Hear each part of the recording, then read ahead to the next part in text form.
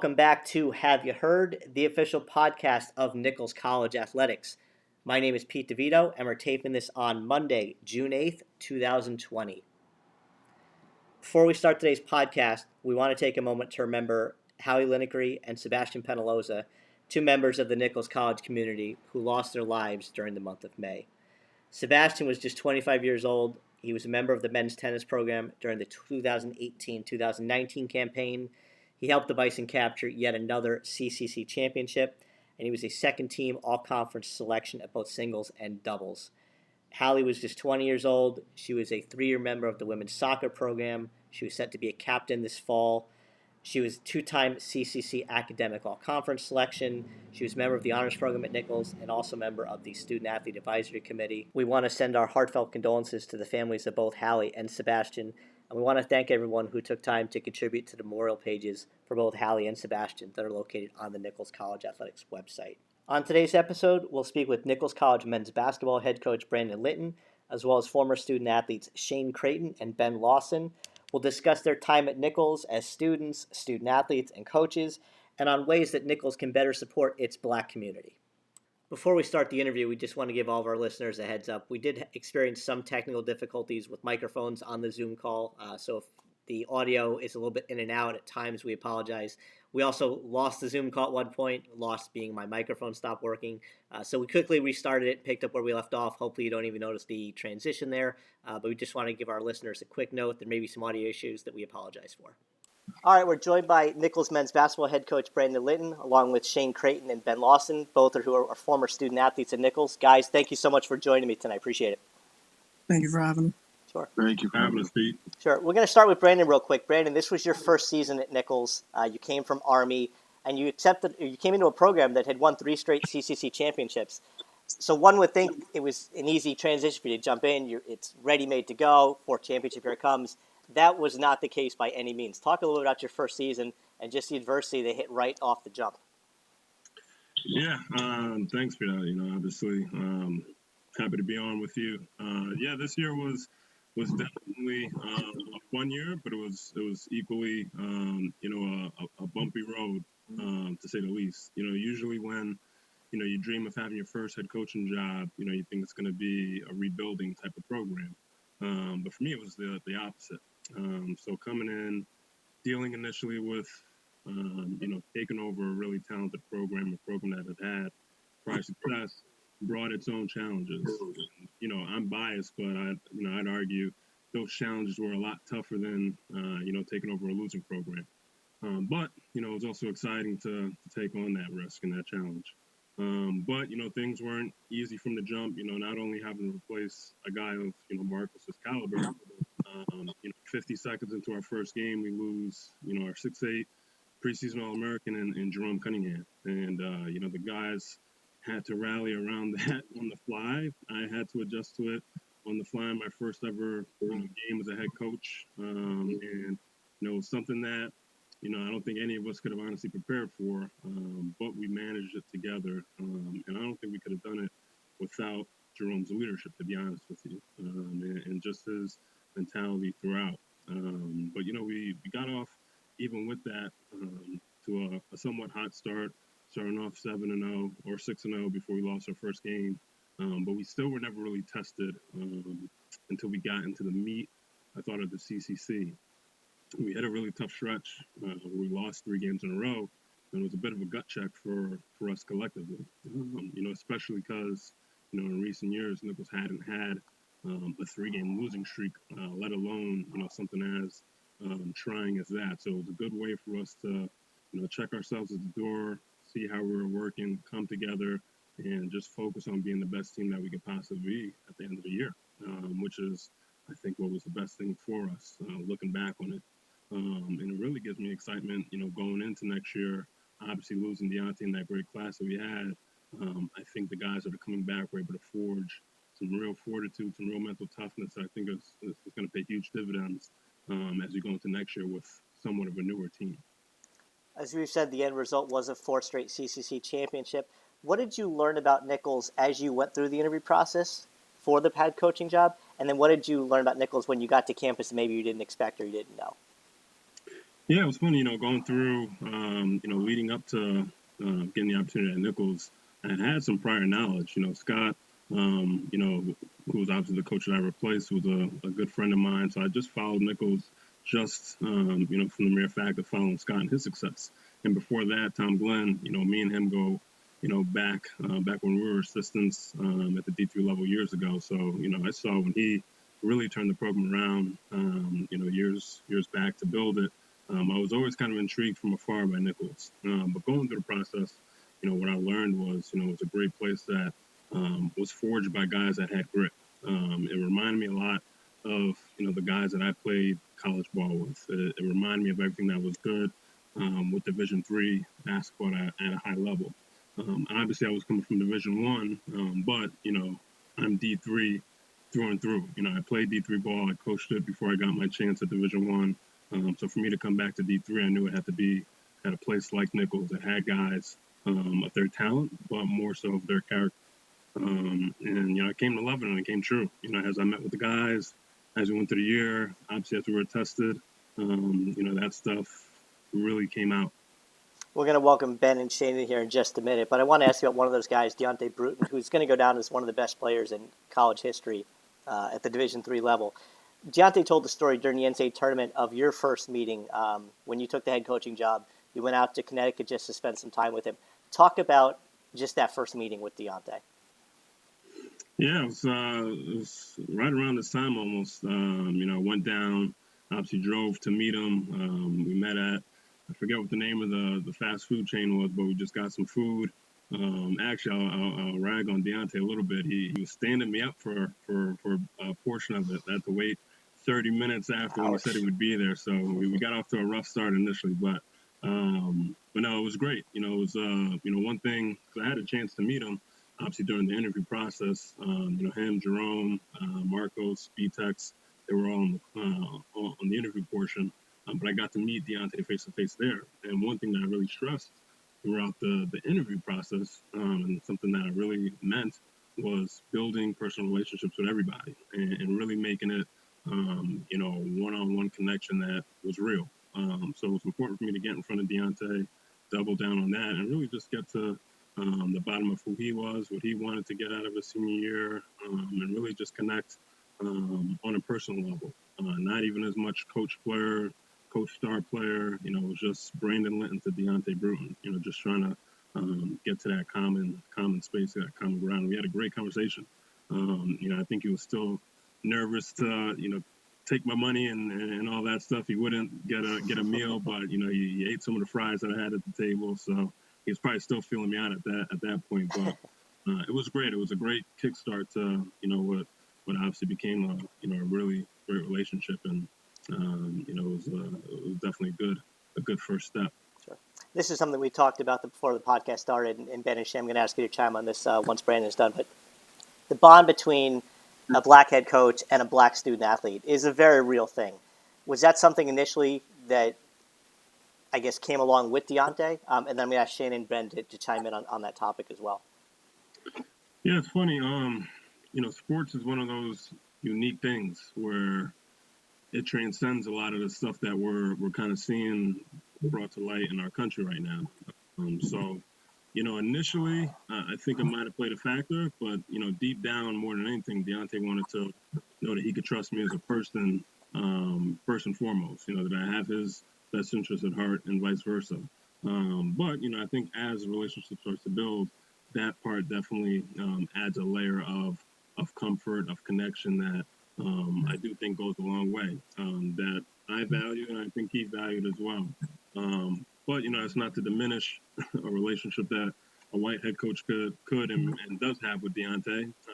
But I do think it's something that just makes our relationship unique. And it's just another thing for a young adult himself, trying to, shoot for the stars and be as good as he could be, to talk to somebody who has kind of been through some of the stuff he's probably currently going through, and just somebody to, kind of pick their brain, from that standpoint as a black male trying to be successful. So the bat had a bunch of conversations that had to do with that, and even to this day, we still do.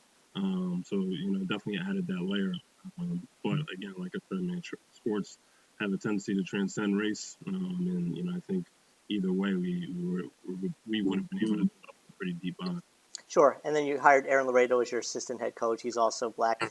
Maybe I should have made it a broader question in terms of not necessarily narrowing it on Deonte, but with the team in general. Those first couple practices, do you think did that help at all, just creating a bond and a chemistry with the team, or is that something maybe I'm overplaying too much here? Yes, I think it's a fair question. I definitely do think it helped guys feel at ease. Probably, they probably wouldn't admit it. It probably isn't something that had to be said or spoken. But honestly, I do think it is a little unique with sports. These guys want to know, are you able to, one, get them better, and two, can they trust in you, right? Do you have, like I said, their best interests at heart? If I didn't, and I was a black guy and I didn't have their trust, it would be just as divisive. But I do think probably on a subliminal level, it probably helped. But I don't think that's anything that the guys were looking at and saying, we need this. This has to happen. But I do think it was something that was an added kind of cherry on top, if you will, to say, we have this different connection with this guy that maybe we didn't have before with previous head coaches. But that's not to diminish a previous guy because they weren't black, but I do think it's unique to me and them. Sure. Shane or Ben, do you want to add to that, just that topic in general? Yeah. I mean, I think having a black head coach does help a little bit, mainly just because it's not even sport related. It's just someone you start to feel comfortable with going to off the field and off the court, off the diamond, wherever you're playing, whatever sport you're playing. And I think that's the main thing, mainly because it's another outlet that you didn't have. And it's someone who you can confide in if you're struggling with things, and they can help you out because they've been in similar situations. And it does add a huge comfort factor, in whether it's a head coach or an assistant coach. If you have a black coach on your staff as a black male, it does add a little bit of at ease because there's someone that you can go to who has similar, who has had similar life experiences. Because obviously, there's going to be situations like Pete, we talked about it before. It's like you just want to learn and educate on everything that's going on. And you're like, I understand that I will never truly understand how it feels. And you only understand it if you feel it, if you are an ethnic student, ethnic athlete, whatever it is. And so having that as a extra support system, it does help because then it puts you at ease, mainly for the fact knowing that if off the field something happens, you have someone to go to who's more of a mentor more than anything.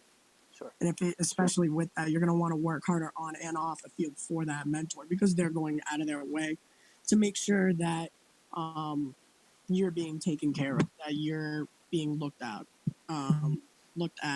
in a positive manner, that making sure you're all set, everything's going well with your family and things like that. So. Sure. Ben, do you want to chime in on that on that as well?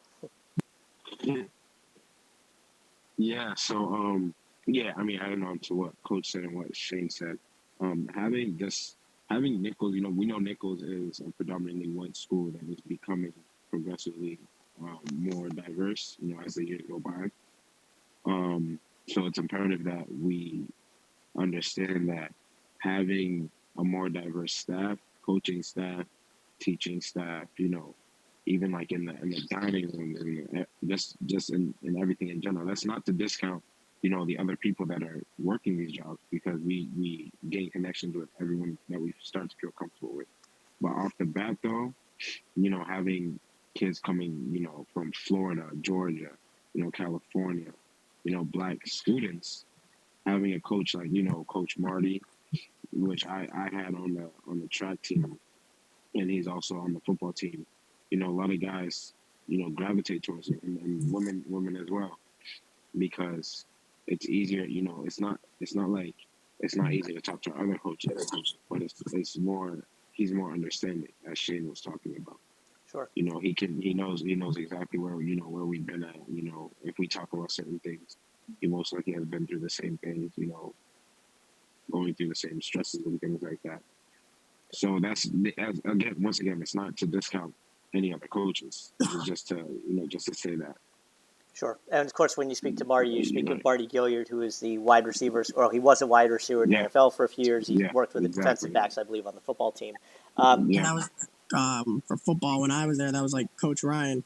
For Yeah. me, I went to school in Western New England with his brother, so I knew him prior. But again, it's just someone I could go to just about life too, similar experiences and things like that. So Sure. And that's where I was just going to go. Ben and Shane, you guys kind of came to Nichols two different ways. Shane, you started out at Western New England, transferred in. Ben, you're from Worcester. You moved to Dudley and then Shepherd Hill High School right down the road from Nichols. What did you know about Nichols, Ben, just from your experience living down the street? And just was that always the school you wanted to go to? Or what did you know about Nichols and what drew you to go there? It's a funny story because I legit didn't even know that. Like, I found out that Nichols was in Dudley maybe my senior year of high school. And Hadn't traveled that far down the road, had you? Yeah, I had lived here for 2 years. And like I was in a college readiness program in Worcester, and we came here, we came on Nichols campus and lived on the campus, ate breakfast for a whole week, and I didn't even realize that it was Nichols until I actually stepped on campus as a student. And I mean, it was crazy to me because I looked at it in such a different way. I didn't realize it was like in my backyard. Sure. And originally, Nichols wasn't even on my radar applying to colleges. Like, it was just I was it was crunch time. I had a lot of colleges that had rejected me, and some colleges that were just too expensive. But I applied to Nichols College, and received the acceptance letter maybe in less than a week. I'm thinking like 2-3 days, and then received my financial aid package like the next day. And I'm not gonna lie, like it was a pretty it was a pretty good financial package. I lived in Dudley, and my grades weren't terrible in high school. I got some scholarships and stuff, and it just made the most sense. I didn't want my parents paying for my school. I wanted to pay for my school myself, and this was the cheapest option. But over the years, I actually grew to love Nichols. Love the people at Nichols, love being a part of the Nichols community, especially with Men of Distinction. Like, once Men of Distinction was formed, I really started to get involved and start to talk to more people and get to know professors in a more deeper manner and things like that.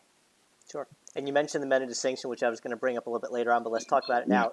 Shane, I'll turn this on you. What exactly is Men of Distinction for those listeners who don't know? So, Men of Distinction, it was originally founded by both myself and James Singletary. Essentially, the reason why we started it is because we noticed, being black males on the campus, were obviously a select amount of black males on campus. Again, school is predominantly white for most numbers. And the big thing we noticed is that a lot of students who are from Florida, from Georgia, from down south, Texas, doesn't matter where, they'd come for a semester and leave because it was a culture shock and they weren't comfortable up here, mainly due to the lack of black professors, black faculty. So they didn't have that sort of escape group to go to where if they were having a tough time with at home or school. And so that's really what James and I originally founded it on, was just to create a home for them so they wouldn't leave campus, so they would feel comfortable staying up here for school. And then it turned into this whole big thing that James and I never even thought it would turn into, to the point where now it's Men of Distinction and people just aren't looking at us as an all-black group, but an all-inclusive group, because we did have people who were white in there. We had people who were Spanish. We had people who at one point were Asian, black. So it was mainly just Men of Distinction turned into what the poster man is supposed to be in life. We were trying to represent what a well-educated man is, no matter what color or race you are. We obviously were heavy in the black culture because that's what we all were and that's what we were founded on originally. But then we wanted to branch off because we had a bunch of people who were white and wanted to join because they saw what we were doing. They saw that we were trying to make a change to the culture of Nichols, and they just wanted to be a part of that. And obviously, we were never going to turn down someone who wanted to join the cause. And more importantly, those people wanted to educate themselves on it itself. One of them, obviously, being Nick Anderson, well embedded in Nichols at this point for Relay for Life and everything. And he's become a spokesperson for Men of Distinction as well, at least when I was still there as a senior. And it's just nice to see that it's still going on, knowing I'm a year out and everything. So that was a huge thing. And Ben was one of the first people that I personally brought the idea to because we had class together, we were friends, and I knew the type of person he was. So I told him about it, and he came right on. Since then, kind of once I left, took the ball. Him, Cash, Josiah, they all just kind of took it and ran with it and made it into what it is today. Obviously, I wish at times there was more funding because I felt like we could have been able to help the Nichols community a little more with that and do more trips because a lot of it was trying to give people who might not have the opportunities that some of us may have every day. Like we went to resume buildings, we went to Staples headquarters, we went to Brandeis to be with the other Black culturals of other schools. At Brandeis, it was us, Brandeis, BC, many other schools in a room. About maybe 70 people in that, Ben? Like 70 to 80 people in that room at once. And it was all minority students, all Black students, and it was great to see that we were just trying to pass the power of derailing all stereotypes. Because that's essentially what we were trying to do is just because we look a certain way does not mean we're a certain way that has a bad image. That we just want to be defined on who our character is and nothing less, which is how it should be in this world. Sure. But again, obviously, that's not entirely the case with everything. No. Now, with you mentioned that you and James had started the organization. I believe James is a 2018 grad. You were last year. So now that the two founders had graduated, Ben, did you feel any added pressure or responsibility to keep it going? And how exactly did you do that? Pressure would be an understatement. Following in the footsteps of James Singletary, I mean, especially Shane, it was tough at first. Like I'm not gonna lie, me and Cash, we had our our own problems during the first semester that we took over, but we worked it out and we got it eventually, and it worked out well. Truthfully. In terms of, Shane mentioned you'd like to see some more funding. Obviously, Sorry, Ben, go ahead. I didn't mean to cut you off. Continue, please. Oh no, it's okay. But like we don't have we like me and Cash didn't have the same passion that James as the founder had. Obviously, that's not gonna translate. But we knew that if this was to be something that fell off in our hands, it would be on our shoulders for who knows how long. And it is not something that should ever fall off on Nichols campus because it's a necessity, and we truly see it as that. So during this time, we've done what we needed to do, and I heard you were going to ask about funding.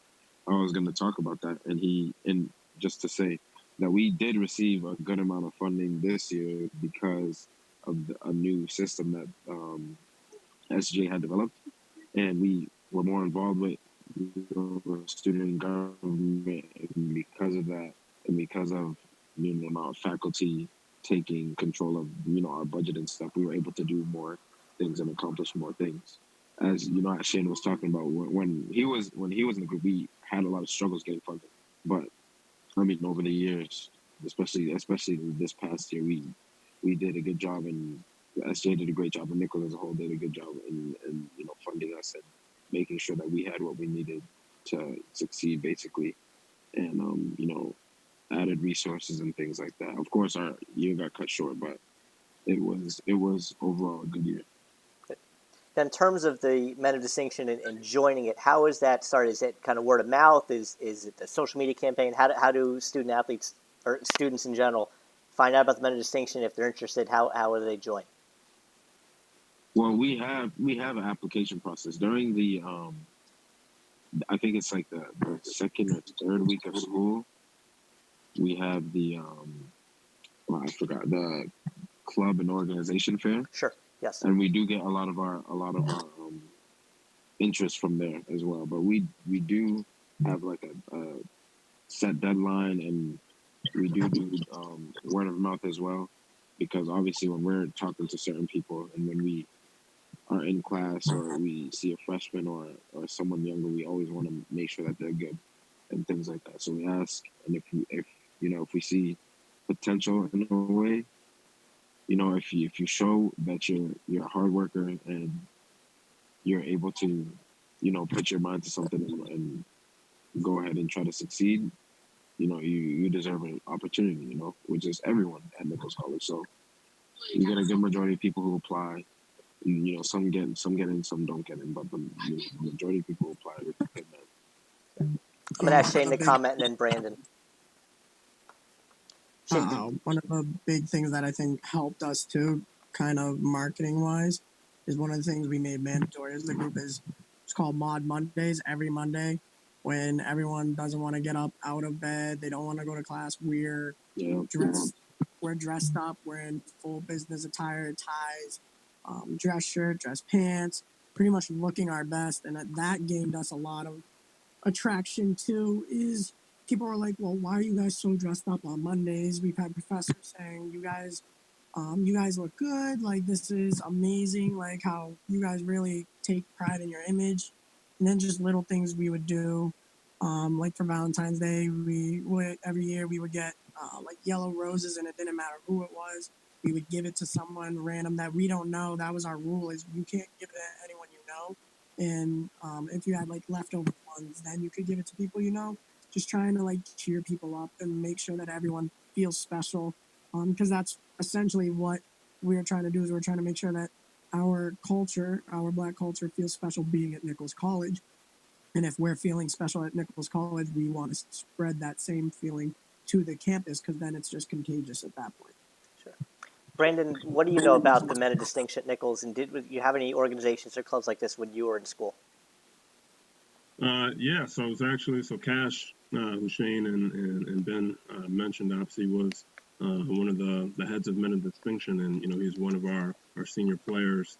So we talked a bunch about it, and let him know anywhere I could help, feel free to key me in. And it's probably one of my bigger regrets looking back on my first year as a head coach, not jumping into that more. I think you get, especially in my shoes, you get wrapped up in, making sure your practice plan is all set, making sure everything you can do with your team is all set, that you almost convince yourself that you don't have time for other avenues. But I did get a chance to check in with one of the earlier meetings that they had on one of the Sundays during the year, and I got a chance to meet Ben, meet the other young men that were in the group, and it was great. I just honestly sat in the back of the classroom and listen to them conduct their meeting. And at the beginning of it, I introduced myself, but at the end of it, it was just a good time to share my experience, share what I thought they were doing and the impact that they were having, and really just trying to encourage them to keep it going, and give them a little bit of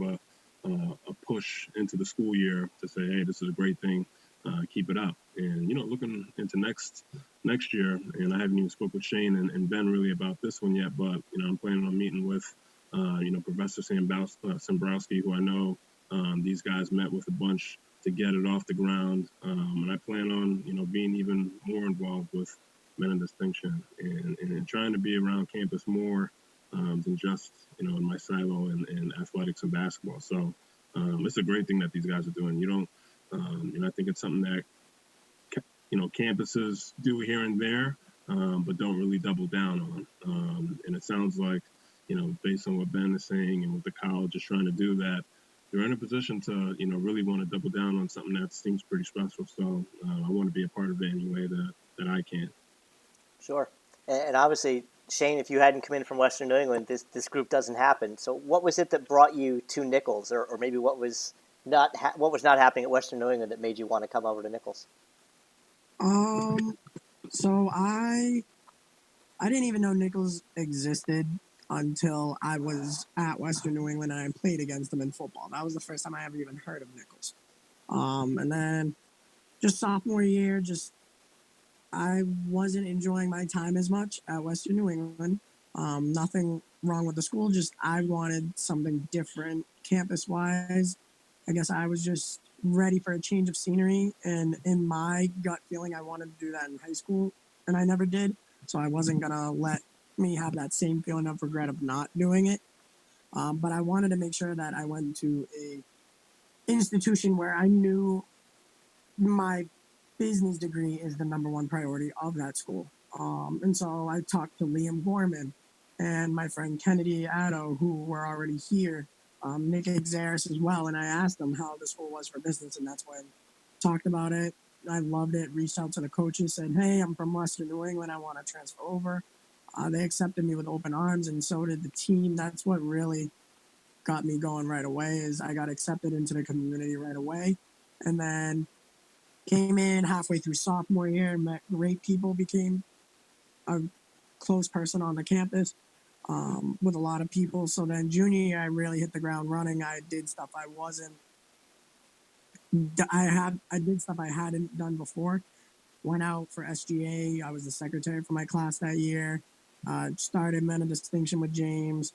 I was more outspoken. I've always been outgoing, but like I just wanted to really get out there and have a big part in the Nichols community while I was there, and just try and impact as many lives as I could while I was there, and just help people and just try to bring them along the journey. And I just wanted to make sure that I got to experience college the way I wanted to, and that I got to get out of it what I put in, and I think I did.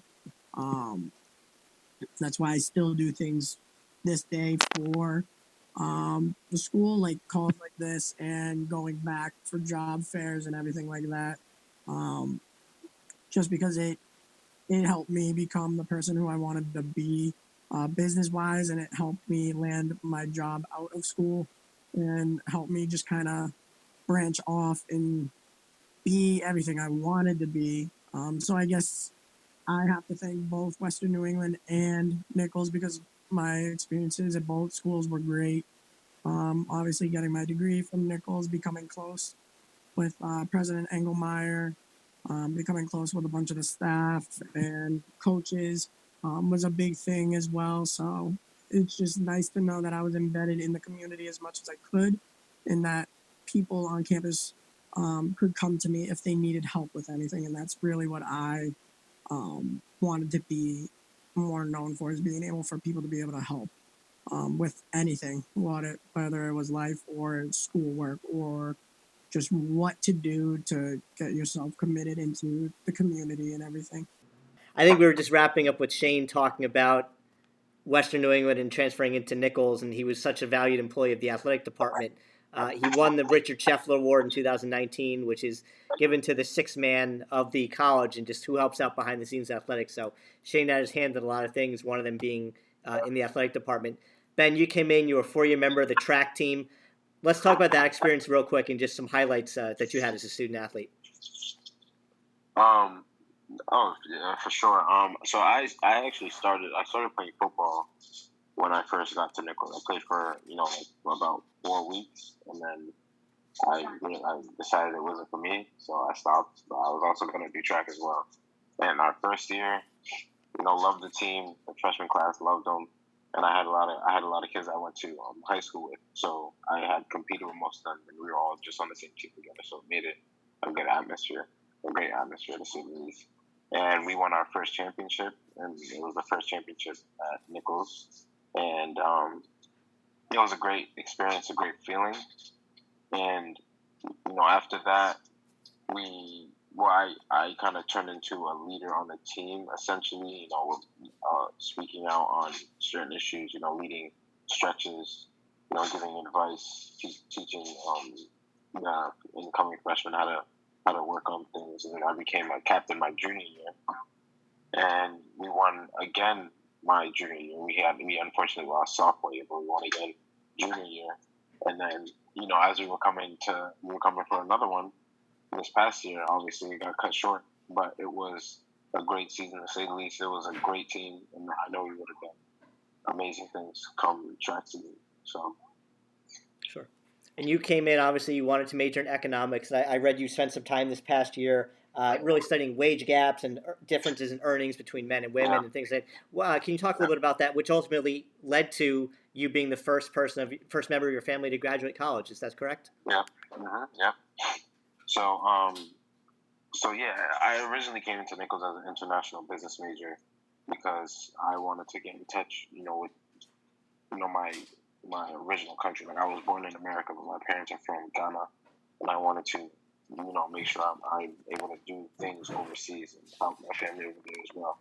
But, I met Despain through Professor LaJoy, and I mean, the things he was talking about, the things we had conversations about,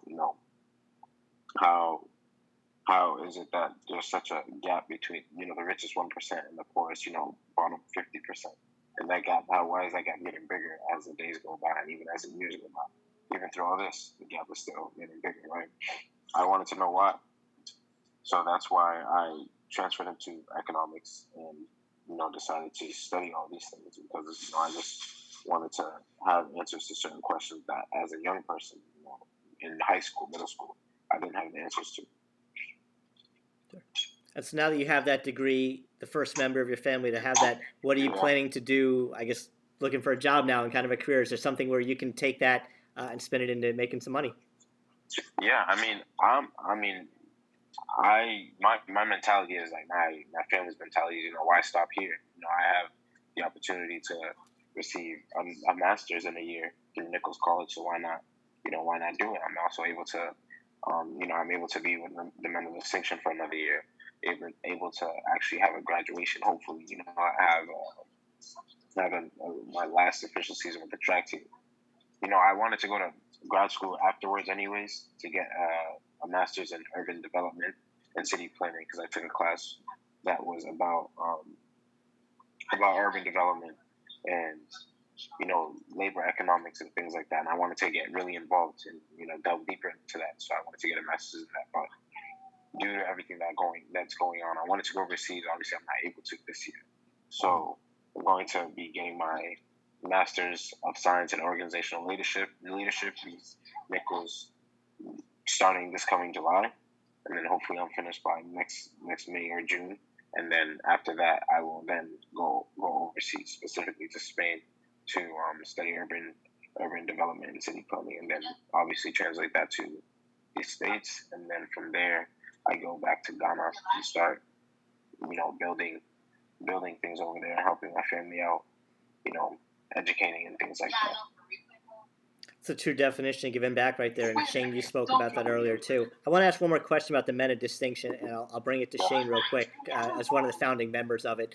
Was there a moment or something or an instance or a moment of time when you looked at James and said, we need to make this group, we need to do something? Was there anything that happened, not necessarily an incident, but just a thought, or how did it come to be, I guess? So it came to be when I first transferred. James recognized me because we actually played each other in lacrosse in high school. So that's how it came to be. So he already vaguely knew who I was. And then we just started talking about values and things like that. And he goes, all right, so I have this idea. I might have a professor who can help us get it started. Would you be interested? And I was like, yes. I was like, I wanted to be a part of something like this. I wanted to create something like this. So the fact that it's literally being put in my lap right now to help and found the organization, found the values and everything, it is 100% something that I want to do. I want to be a part of. And that's really how it came to be. And then it was more so just finding the right people to start it with, finding the right people who James and I thought exemplified that to start. So just finding that group. Once we did, it turned into a whole big thing. So that's essentially how it really started from it. So sure. And Ben's already spoken about kind of just the pressure to carry the group on this year. Ben, I wanted to ask you about this past weekend. You're one of the organizers of the Black Lives Matter rally in Worcester, in Webster. talk a little bit about that, organizing it. Was Nichols involved with it as far as Nichols students or professors, or did you reach out to anybody from Nichols to participate with you? Yeah, so I had reached out to some of the men of distinction. Unfortunately, not everybody is around, so not a lot of men were able to join. But I know Josiah was there. He wasn't able to speak, but he was present, and he made a big difference being there. I don't know this professor, but I think his name is Professor Prajwal or some, or am I? I'm not sure. I'm looking at Brandon on the Zoom. Yeah, I'm trying to figure out his name, but I Okay. recognized him on campus, and he came early, and he gave us some signs to pass out to the crowd, to people who didn't have signs, and then also Coach Moulton and Takia were also there. Takia Blake, Coach Katie Moulton, my track coach, and then Takia being Office of Diversity and Inclusion. We got close, over this past year. So, yeah, I mean, Nichols did contribute, and I'm glad I was able to see some of my Nichols colleagues and Nichols faculty, coaches, and things like that. Sure. And I mean, in this day and age, we go back a couple of years to Colin Kaepernick, who some would say has been blackballed from the NFL for kind of initiating taking a knee during the national anthem, and subsequent athletes have followed. What does it mean to have a professional athlete using his platform to speak against social injustices? What does that mean as black men to see that? It means the world, honestly. Especially when they have everything to lose. Kaepernick had everything to lose, and he didn't care. He took a stand. That was a version of a peaceful protest. The I Can't Breathe movement, when the NBA wore T-shirts, Black Stars wore the T-shirts. And LeBron James specifically, I believe, kind of sparked that movement too. Yep. And it's like, those were peaceful protests that a lot of people did not see as peaceful. They thought it was disgracing the game, disgracing America, things like that, when they were misinterpreting what it was actually for. For example, Kaepernick taking a knee, it had nothing to do with America, the American flag, and things like that. It had everything to do with police brutality. And he specifically said that. He specifically indicated it by wearing socks that were pigs with cop hats on. And he spoke out and said, this is for police brutality, for social injustice. It has nothing to do with America. And he has said it. He's like, America's great, because it is. But just like every other country, there's a huge racial problem. And that's something that has constantly been addressed. And those peaceful protests were essentially ignored. And that's what led to everything happening today, is because people didn't want to acknowledge the fact that those were peaceful protests.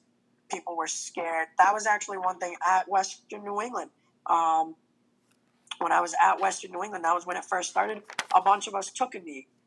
And it was to the point where, to protect us, the team had to stand around us and kind of hide us. And we were also not okay with that.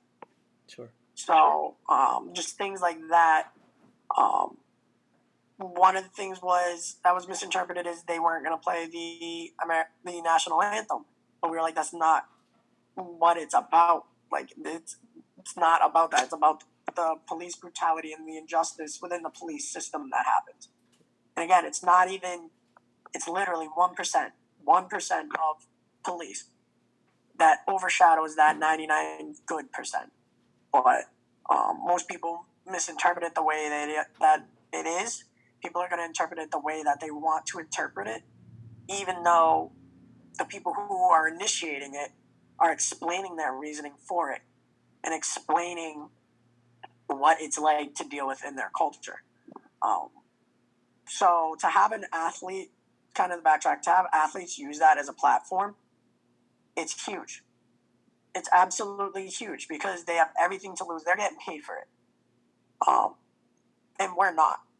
But we're still fighting for what we believe in as college athletes, D3 college athletes, who have nothing to lose other than being suspended for a game because of doing that, which even still is ridiculous. Sure.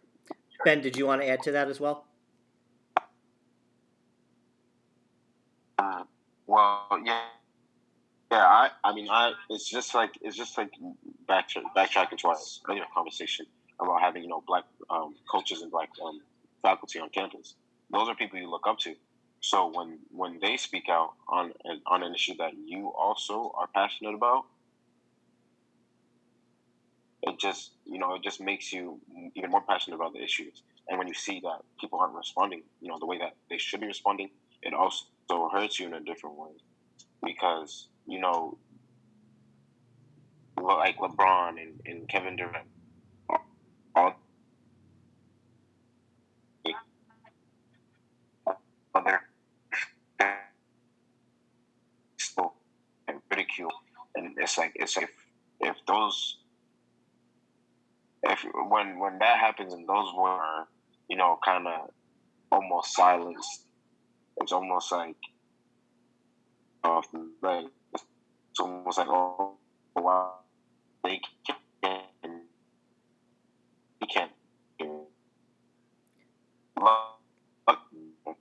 keep the. Ben, we're having a little bit of trouble. We're having a little bit of trouble with your audio. I'm gonna pass to Brandon real quick if you want to. Speak out and still just. Oh, sorry. It's okay. We're having a little bit of trouble with Ben's audio. I'm gonna just throw to Brandon real quick here. Recently, within the last 12 months, we've had the death of George Floyd, Breonna Taylor, and Ahmaud Arbery of kind of the three that have really come into the public eye here.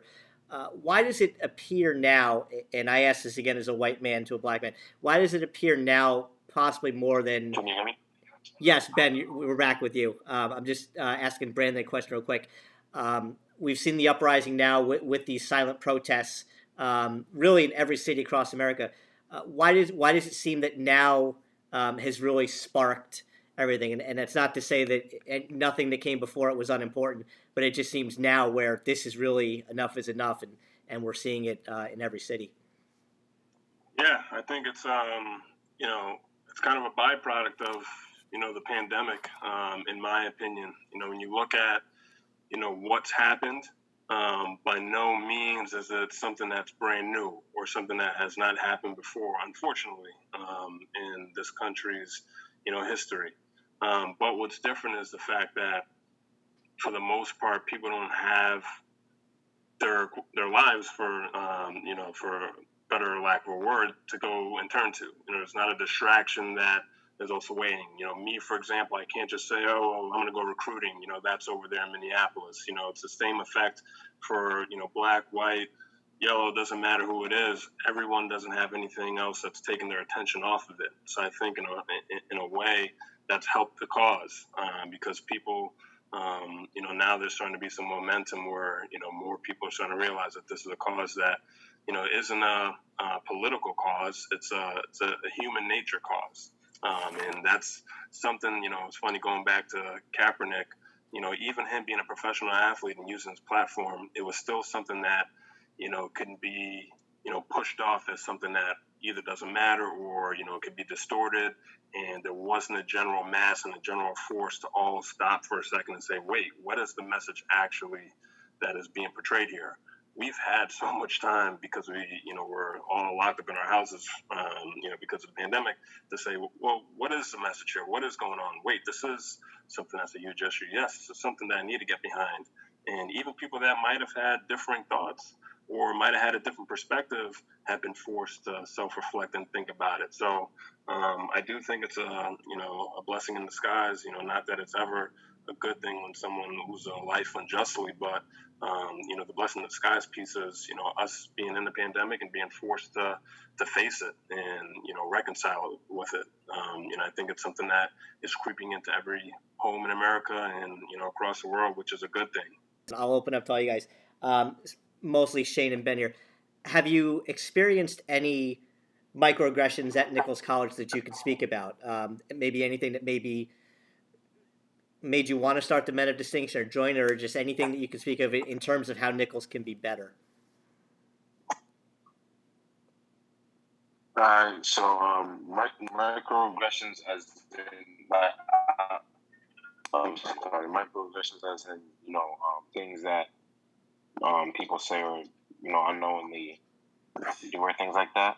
Sure. Like, just trying to- Anything that maybe made you feel inadequate, or just maybe just didn't sit well with you guys that you wanted to that Nichols can be better at. And I'm not sure exactly Okay, yeah. the answer I'm looking for here. Yeah, of course. Yeah, of course. So when I first got on campus, I felt really uncomfortable. First off, because I was already a commuter, and commuters now are becoming a bigger majority of Nichols, but I was a commuter with no driver's license, so I would walk to school, and some people would look at me differently, um, you know, think of me differently, but I would always get to class on time. I would wake up, for my 8 a.m. juvenile delinquency class with Professor Keith, and get to that class. I did my work and maintained like a 3.8 GPA in the first semester when I was at it. But still, Nichols being predominantly white made me feel uncomfortable. I was never the only thing somebody has ever said to me in regards of in regards of microaggressions is that you talk white or something along those lines. And yeah, Shane's nodding his head. He's probably heard the same thing. And that is probably one of the most Disrespectful. disrespectful, but like that's the most outlandish thing that someone has said to me specifically at Nichols. I received more racial discrimination from the town in general rather than Nichols as a community. Sure.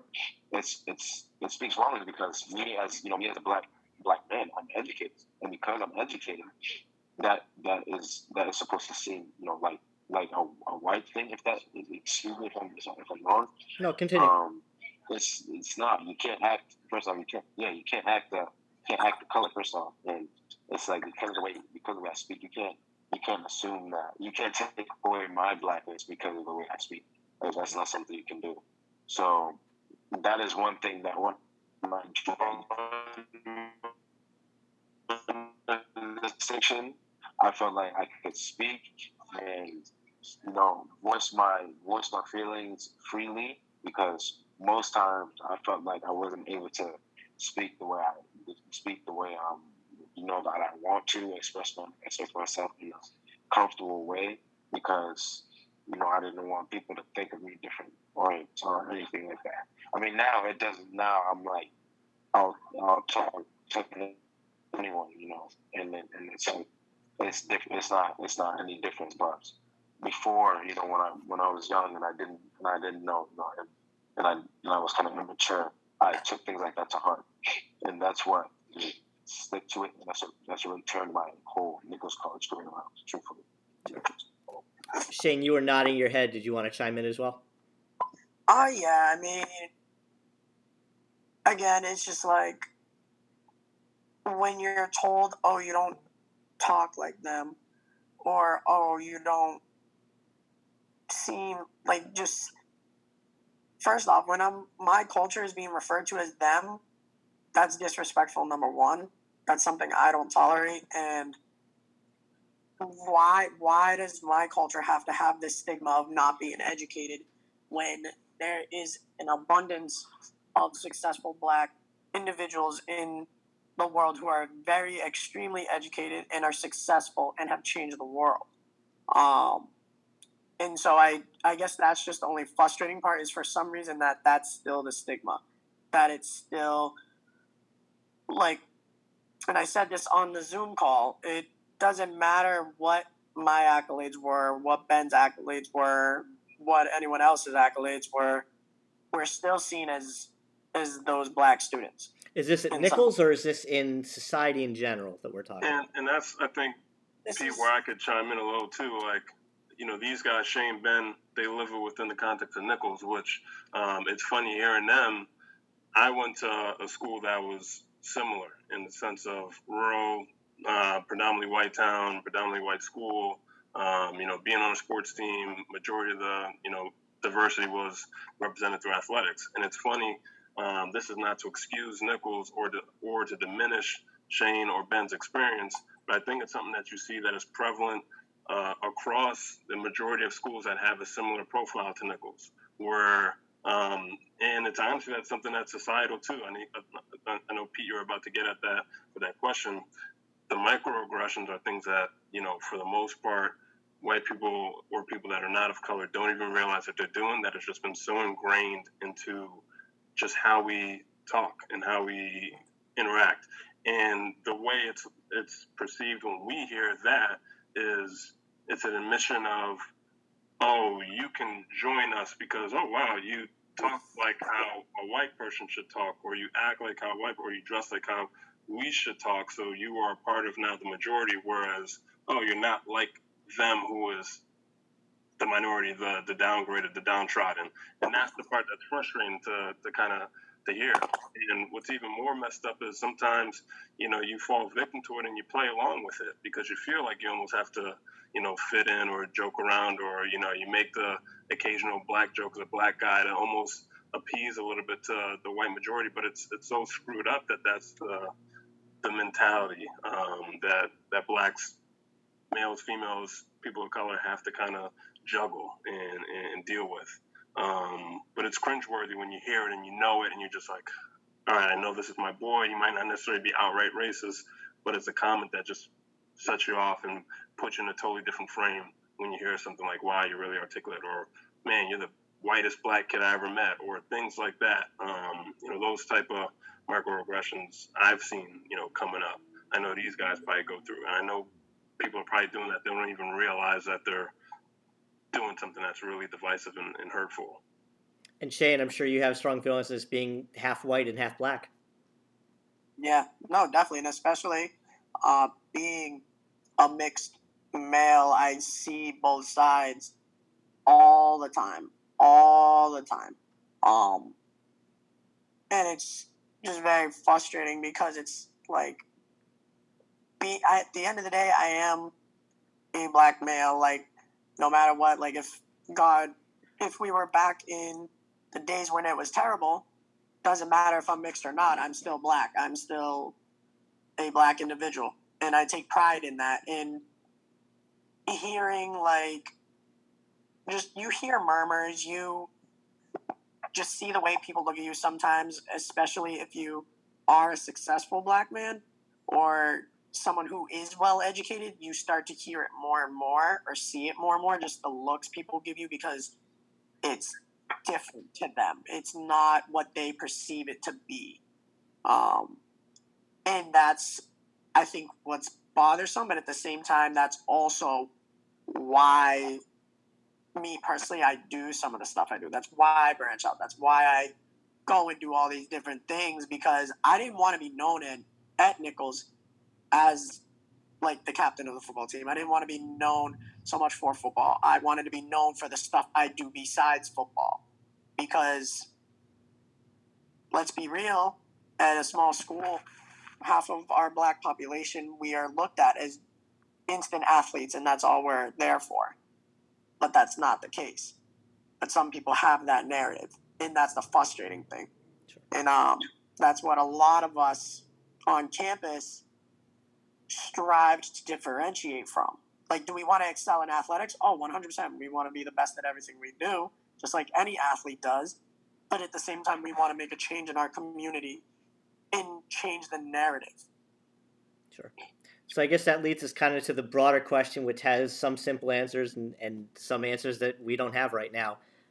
How can Nichols improve on these things, and how can society improve on some of these things? And I'll open up to anybody who wants to speak on it.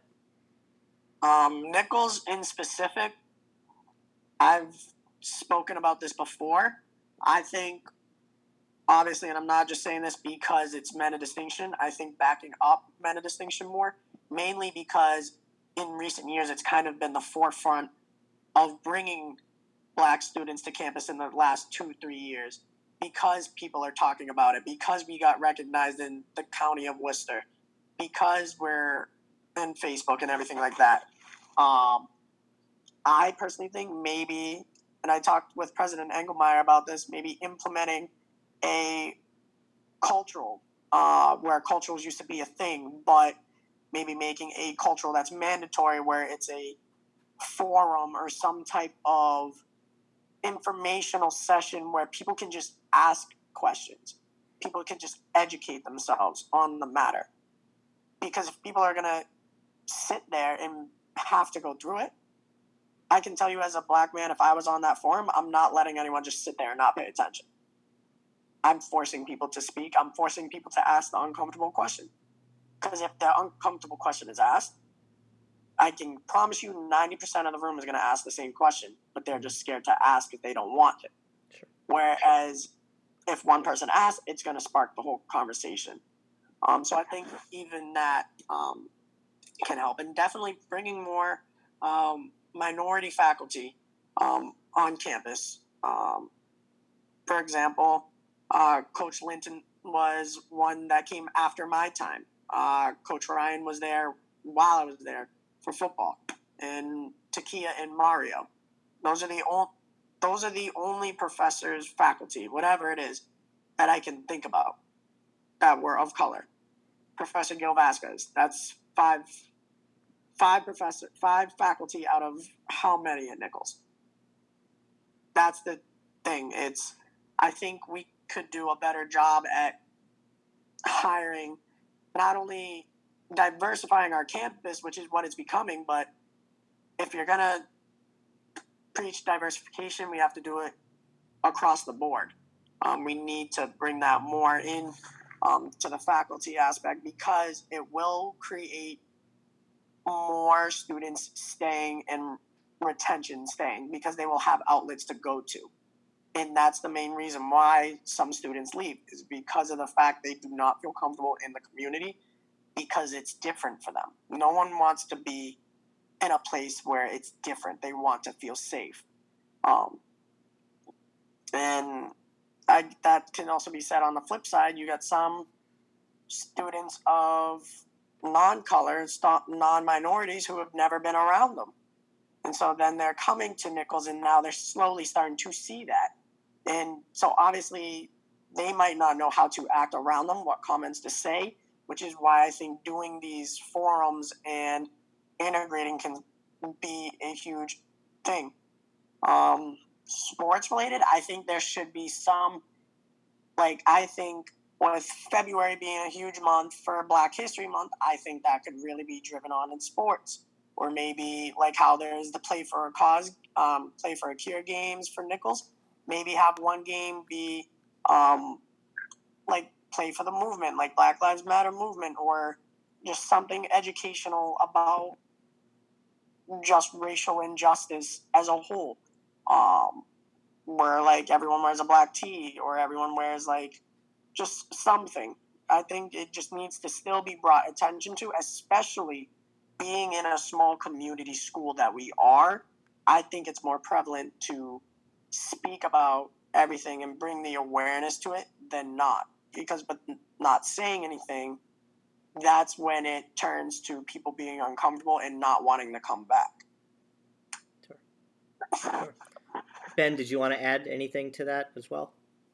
Well, Shane hit most of the things that I would have said, but one thing that I do think that has to be prevalent on Nichols campus is not so much diversity training, because I know you already do that. I assume you already do that,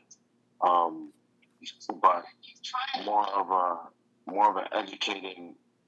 As professors and faculty and staff, educating yourselves on these issues, so you become more aware of what's going on. Not like you're not aware, but of the actual issue that's going on.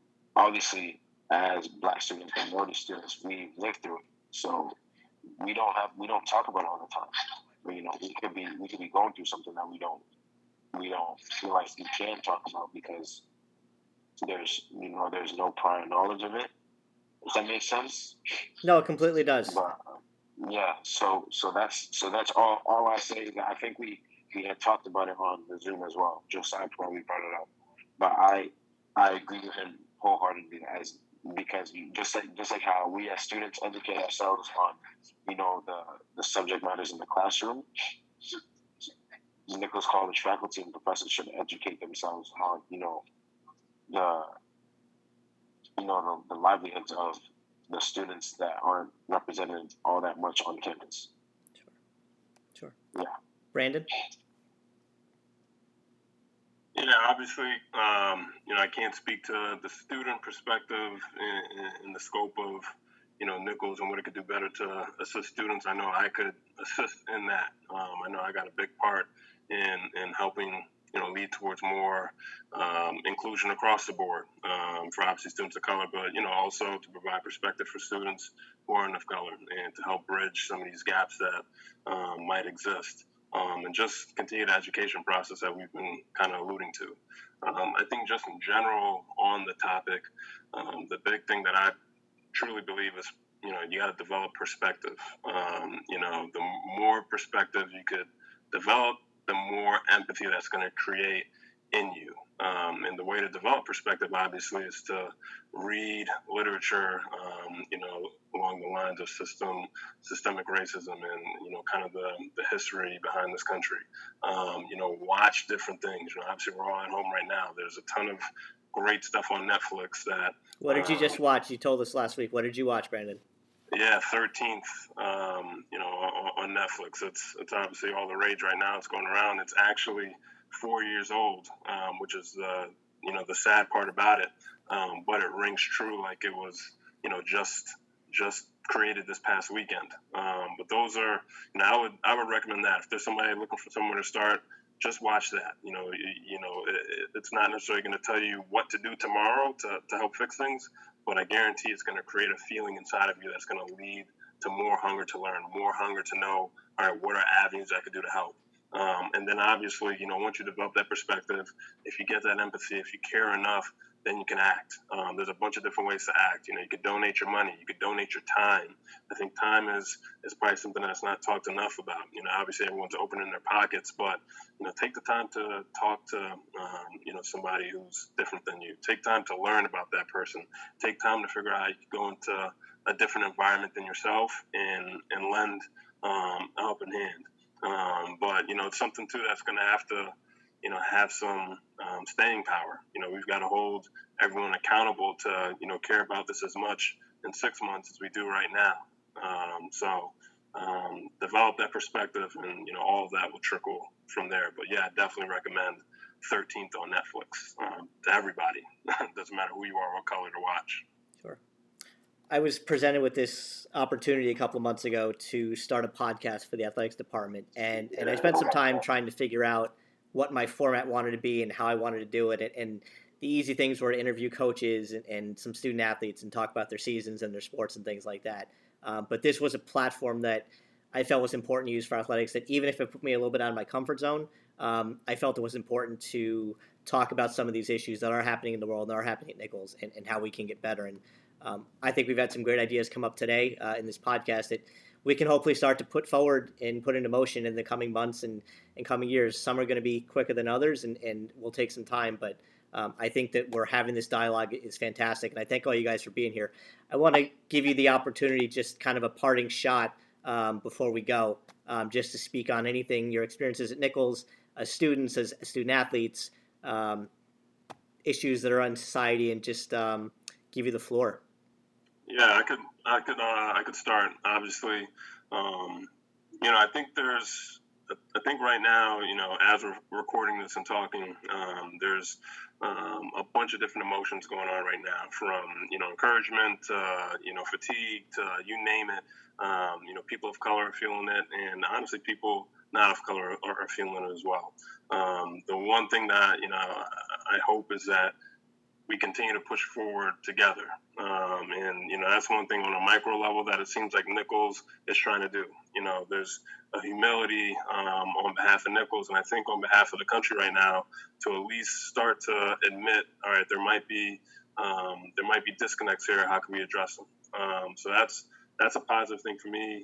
Working here at Nichols, hearing from guys like Shane and Ben, and obviously guys in our programs, that it sounds like we're not far off, but there's definitely work that we could do to make this an even better campus, and I think that's also what's going on in the country right now. So, no matter how you're feeling, whatever your emotion is right now, just keep pushing along, keep pushing along together, and developing that perspective and empathy for one another, both on campus and beyond it. Ben, did you get any of those thoughts or feelings being at the rally on Saturday? Anything that Brandon talked about? Does it finally seem like maybe there's traction and there's movement and things might happen? Yeah, honestly, it was first and foremost, it was historical. I don't know if this is a fact, but from what I know, that was the first ever protest to be done in Webster, and obviously on the matter of the cause of Black Lives Matter. And yeah, I truly do believe that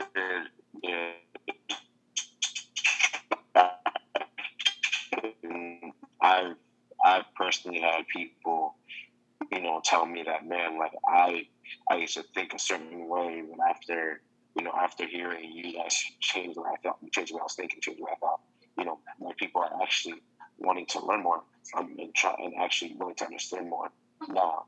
And I feel like I feel like things are going to change. Obviously, change is slow, but I feel like it's coming rather sooner than later. It's just I've had a lot of hope since Saturday. I was having some anyways, but Saturday just kind of just reaffirmed it, and yeah, that hope is not going to go away anytime soon, because we are all standing on a unified front, and that isn't common. So that's what's different between when it was happening before, on top of us obviously being in quarantine, but we as a community, we as a country, the majority of us are standing on a unified front. And once the vast majority of the country is there, we're going to be unstoppable, and things will actually change. Sure. Somebody who's a little bit older than everybody in this podcast, truth be told, I remember the Rodney King riots in Los Angeles, and even then the unity within the Black community and within just America, it seems like was definitely not there then. It's stronger now than it's ever been, in my opinion. And I'll give you the floor to close this podcast. No, yeah, I actually saw it on TV maybe 2 or 3 days ago. There has never been one thing that the country as a whole unanimously decided on, and every single state had a protest for this. So thinking about that was huge. Mainly because it does give a little hope, especially with my generation, Ben's generation, and college students in college now and younger. Majority, and I say majority because there's still obviously people that do. Majority of people don't necessarily see color, which is why a lot of the changes are slowly happening. It's because our generations are now starting to become the forefront. So it does give me a little bit of hope. However, I do not want people to use this platform and then not back it up and take it seriously. That's the main thing. It's not so much what's going on now. It's I'm interested to see what's going to happen in August, September, see what improvements have been made, what laws have been passed, things like that. I'm interested to see what actually happens with the trial itself. Mainly just because of everything going on. Just seeing slow improvements are helping. But obviously, in the way society has been from me growing up, do I always have my guard up? 100%. But I do think we are slowly taking steps in the right direction. And it did kind of settle in with the fact that all 50 states had a protest. That's something that's never been done on. No president has won every state, nothing like that. No vote is done 100% in every state, nothing. Only thing that has been done has been this protest. So I do think we are slowly moving in the right steps, and I would just like to see it continue, and I would like to see a lot of the communities back it up more. That's pretty much it. Guys, I want you to stay on the line, but I want to wrap up the podcast. I want to thank you all for coming on, engaging in this discussion. This was really good. It was important to do. And again, just thank you guys for taking the time to do this. This was great. Thank you. Thank you. All right, thank you, Pete.